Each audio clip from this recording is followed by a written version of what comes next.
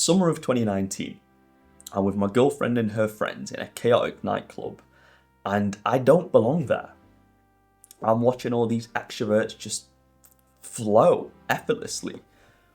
And I know I'm supposed to be having fun, but I'm just stood there, tense, like awkward, trying to find the right point to enter into the conversation. Part of me's proud that I'm a shy introvert that was top 200 in a children's card game. Another part of me's jealous though.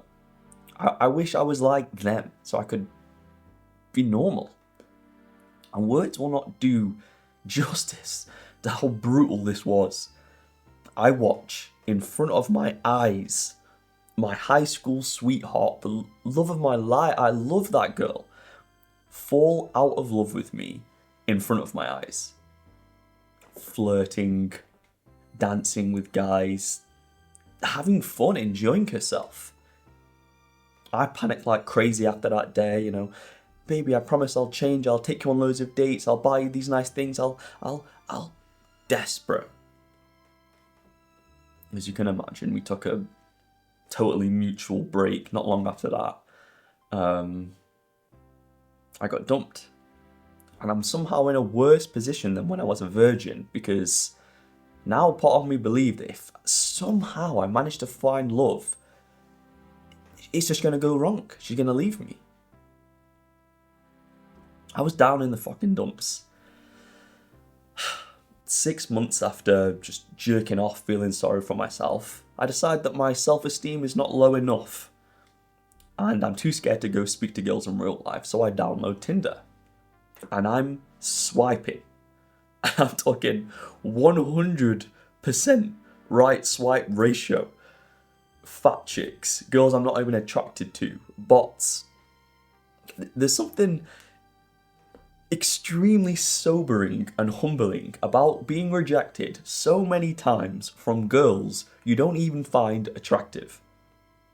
Man, that shit fucking stinks.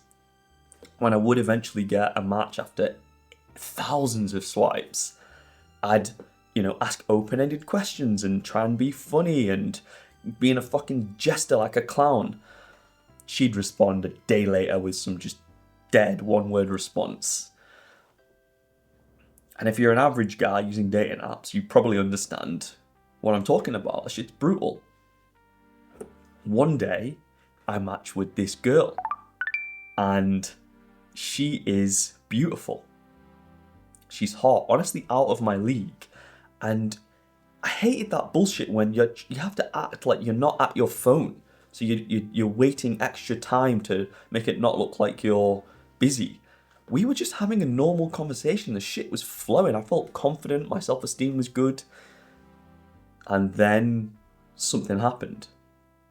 I send a message. I'm trying to make things flirty. And she doesn't respond for about an hour. Okay, I'm a bit scared. Then 2 hours. Then 3 hours. Then 4 hours. And I panic. And I send her a text saying, hey, I think we're really, hitting it off. I really like you. Let me show you around the city that I live in. No response. No response for the rest of the night. The following morning rolls around and she messages saying, hey, I don't feel comfortable meeting you yet. Let's just keep, talking here and getting to know each other first. But I knew I fucked it up. I'm rereading all my messages like Sherlock Holmes, trying to figure out the moment when it went wrong. A few dead, messages after that, just no enthusiasm. She unmatches me, and it fucking hurt because this was the first hope I had in a while. What I know now that I wish I knew then was metacognition, which is known as thinking about thinking. And there's one key moment when I reflect back on this that caused me to fucking self-destruct when I didn't need to. It's when her messages started to get a little slower and things were going good, and then there was about 3 or 4 hours between when she hadn't messaged me. I believed it as fact that she had already lost interest. And if that's the case, there is no point in not sending a Hail Mary message. Usually sending a message, hey, let's meet up, let's go do X on Y date, that's confident, that's proactive. Do you think she saw that as proactive? Fuck no. She saw that as exactly what it was, which was a flare gun from a sinking ship. And, it was fear. It was fear that she was going to leave me, fear that I'm going to be alone again, fear that this is happening again. Fear that my ex was my one true love and that I fucked that up and that nothing's ever going to match up to that again. Where metacognition steps in is that rather than understanding that all those fears were pre-existent, I believe them as fact. And rather than being confident in myself and the self-improvement that I'd made and saying that, maybe she fell asleep, maybe she went to work, maybe she went to the gym, maybe she was cooking, maybe anything, maybe literally 1,000 reasons, I honed in on exactly one reason. Because it had happened to me before. And the biggest kicker of this is that if I know she's already losing interest, why not send a Hail Mary? Not realizing that insecurity and that obvious scarcity mindset could have pushed her away. That was what she picked up on as being weird. Everything was fine prior to that.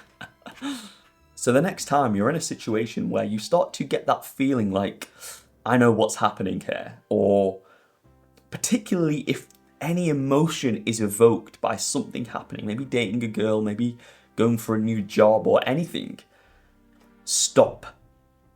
Write out, what did she do or what happened? What feeling did that evoke?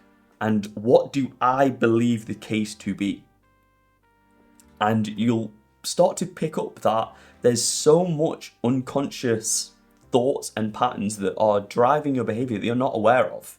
And the cool thing about this is that there's one easy fix to this that stops you from getting in your own way. There's still issues. You still have to work on yourself and be attractive. All you have to do is be aware that that is inside you. Be aware that you have a tendency to panic. You don't have to fix it. You don't have to do anything. You just have to be aware, and that will loosen its grip over you. Thanks.